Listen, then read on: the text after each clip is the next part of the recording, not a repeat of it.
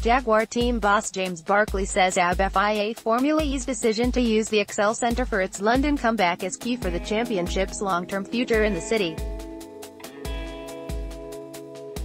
The Electric Championship announced earlier this month it will return to the UK capital for a double-header event on July 25-26, 2020 that will conclude the 2019-20 season. At the time, the race was described as having a multi-year arrangement, which is now understood to represent a 5-year deal. Other areas of London, including the Mall and the roads surround Buckingham Palace, were assessed before FIA completed an agreement with ExCeL.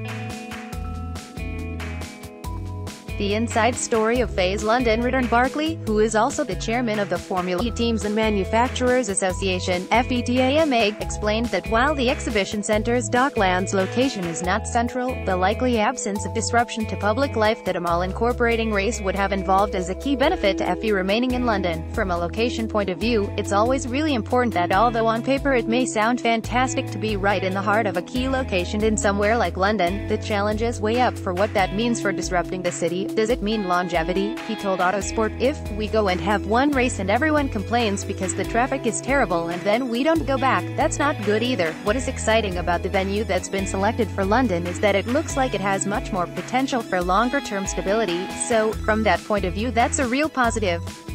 We need a venue that we know we can go back to for the longer term. London's original FIA round was held in Battersea Park, but the series agreed not to return to the venue after its second season in the face of local opposition.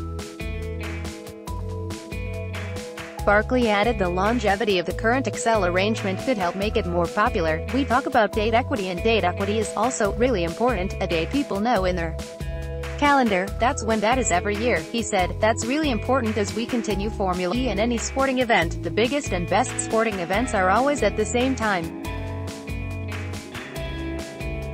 Not just sporting, the cultural events are the same time every year. That's why I think this venue should work really well."